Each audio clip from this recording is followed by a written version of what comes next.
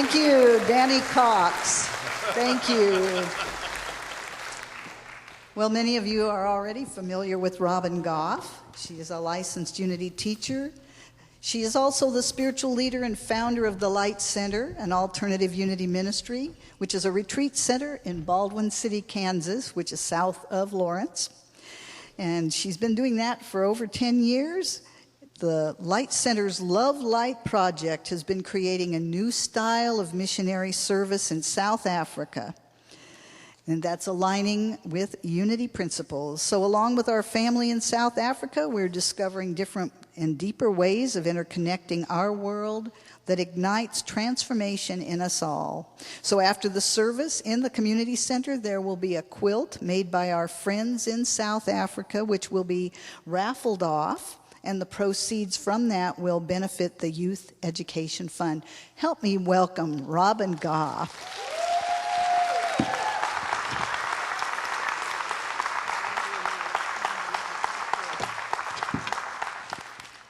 In Afrikaans, we say, Goeiemorgen. Try it. Goeiemorgen. Good morning.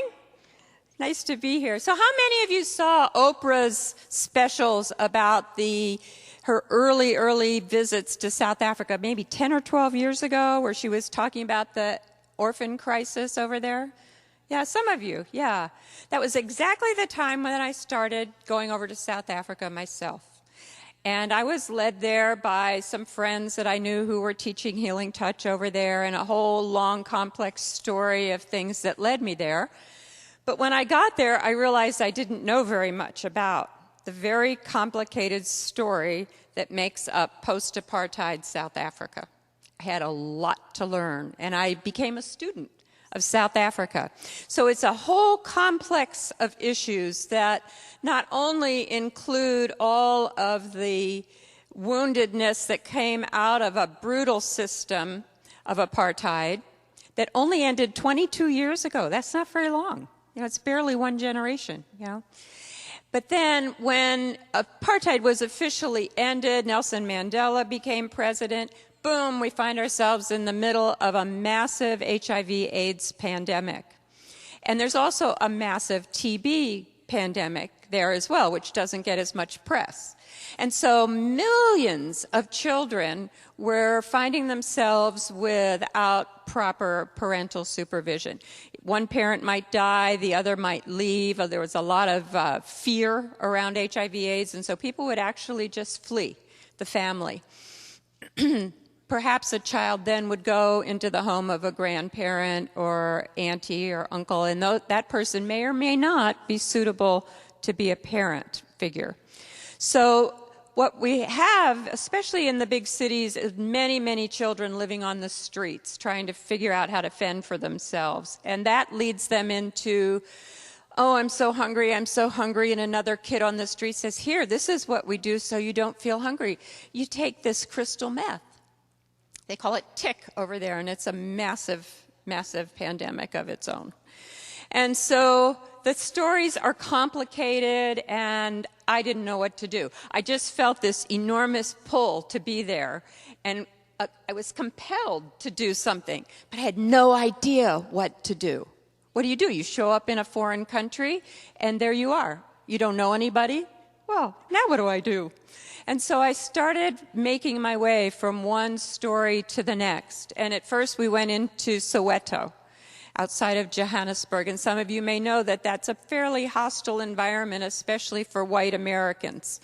And so that was kind of the heart of a lot of the rebellion against apartheid. So it really didn't feel like a great place for us to be. So gradually I found my way down to Cape Town and worked with a Novalis Institute there, some wonderful people, a beautiful consciousness, and they suggested that I go out to this little town called Riviersonderend.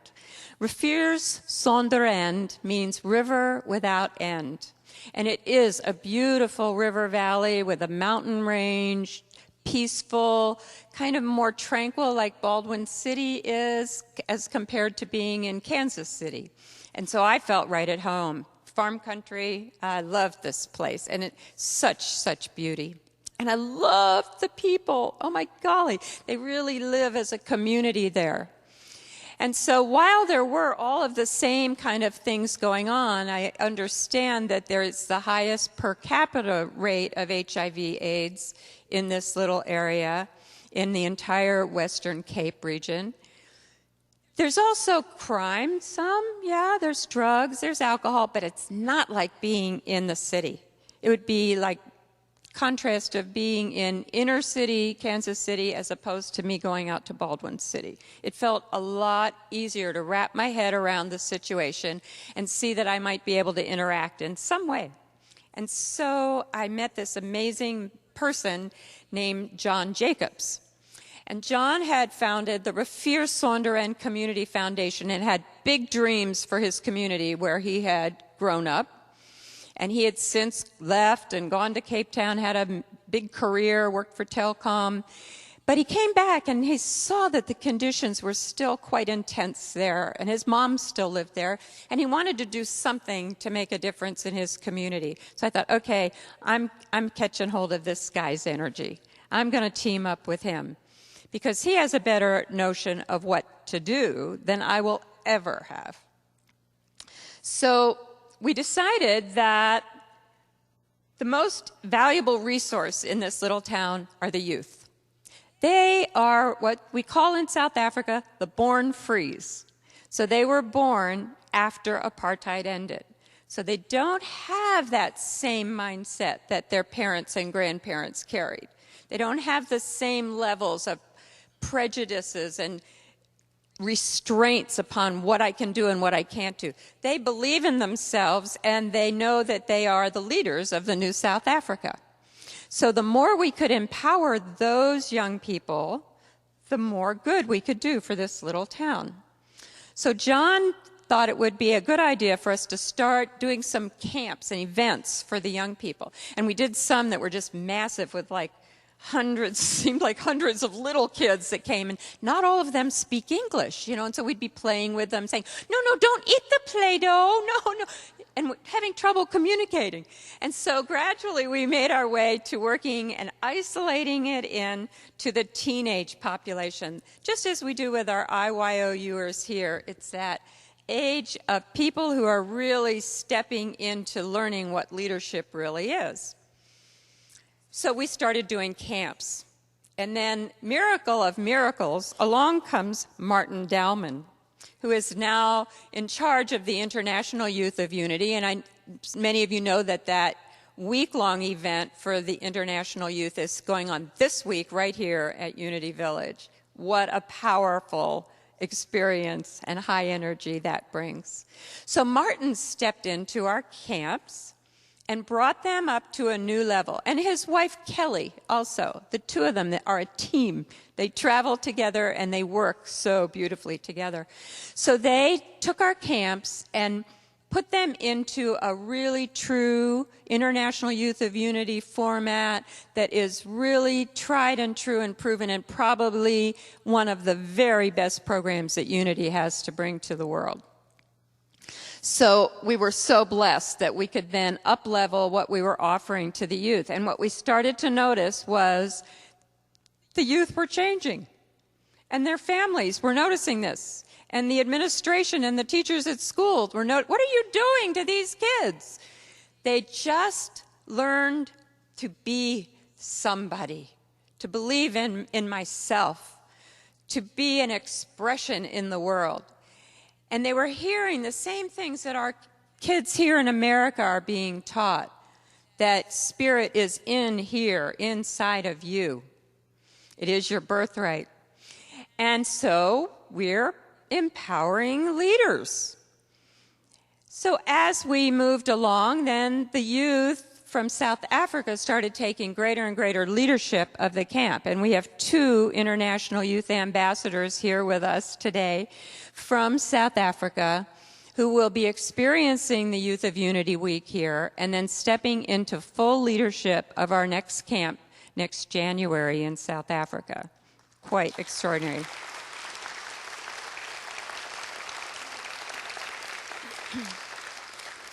So among these leaders, we have now 13 who are attending major universities in Cape Town. This is new for this little town. And so the other youth are going, wow, if Eric can go, maybe I can do that. Whereas before they always thought, no, there's no way I could do that. And so we, working with the grannies in Rafir Sonderen, created a youth education fund. The women wanted to learn to be quilters, so we set them up with everything you need to be a quilter, a great sewing machine, and they rounded up other sewing machines, and John got them all fixed, and we carry over fabric from people just like you who say, you know what, I've got boxes full of fabric I'm never going to use. And so Americans have lots to share. So we carry this over there, whole suitcases full, and they started learning quilting and taking classes and getting better and better. And you'll see the quilt that we have today with us. It's really lovely. And I'm so proud of the progress that they've made. So then the monies that we raise through raffling these quilts goes into the Youth Education Fund, helps these kids really be able to succeed. And I, through this process, fell totally in love with these people and this little place. And I'd sit there on the front porch of my friend Leedy's house, and I'd look out at this beautiful mountain range and the lights changing in the evening sunsets. And I kept feeling something's pulling me here. I don't know what it is, but something keeps pulling me here. And so every year I'd say, yes, I'll go again. I don't know how I'm going to pay for it, but I'm going to go again. And Spirit always would provide all that was needed to make that happen. And so I would go. But I had learned from some people there that the earliest people who lived in these hills and these mountains were the San Bushmen, the Khoisan. And those hills were where they trained their shamans. And so there is a powerful radiation of healing light and love coming from those hills. And I kept thinking, those people are calling me here somehow. They're powerful. You know, they telepath everything. So I thought I better learn about this. I went to my computer, of course. We'll ask Dr. Google what we need to know about the San Bushmen. And it referred me to, or talked about, David Creeper. I think you maybe say it David Creeper, which was a name given to the leader of this clan of San Bushmen. And they named him Creeper because they went and were tracking through the bush, you know, and they could read everything that the animals were doing without being told anything. They knew exactly where the animals had moved and what they had done. Fascinating. Very telepathic people in every way. So I went to the local bookshop.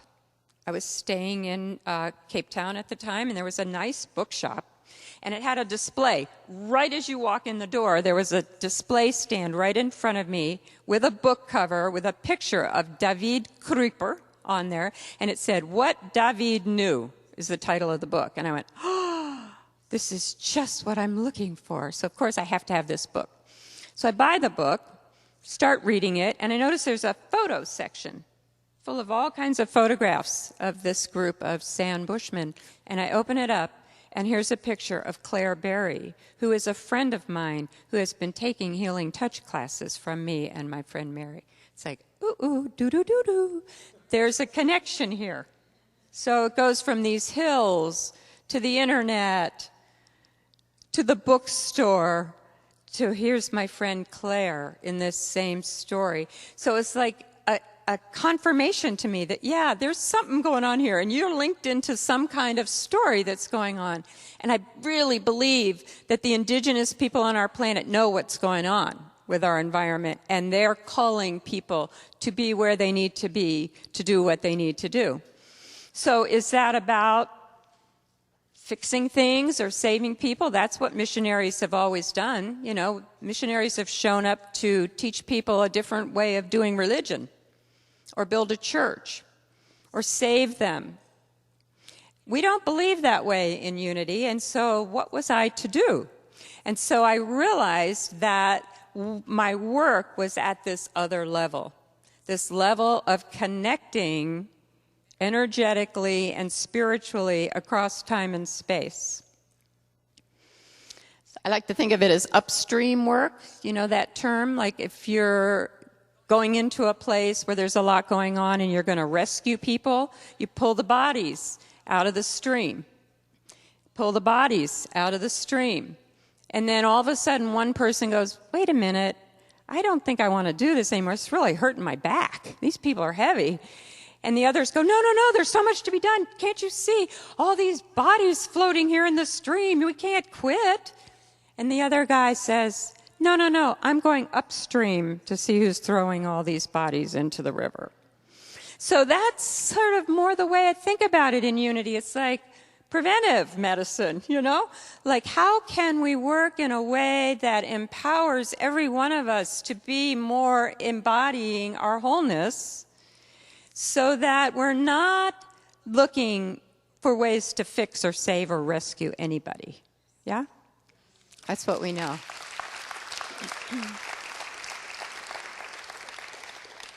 So for me, it's become a practice of being on my little farm, which is, I always say, it's like a microcosm of Unity Village. It's just 35 little acres of very sweet energy there. And I fill myself, and I fill myself, and I fill myself. And then I travel over to South Africa to this beautiful spot there, and I pour that energy down into the earth, and I draw energy up from the earth there, and I carry that back to my farm. And I go back and forth. I call it a heart bridge. And you probably know where your heart bridge is. The places that call you to go back and forth and back and forth. It might be around the corner, or it might be halfway around the world. And so we can act as energy healers, doing spiritual healing work on the planet, as well as we do on people's bodies. Same thing. It's just another kind of body. And so we fill, we harmonize and balance the energies for the planet, which is the work that we're doing now, all of us. We're called here now, at this point in time, to be the ones to assist with bringing new energies of pure love into this planet and to all beings who dwell here. Yeah.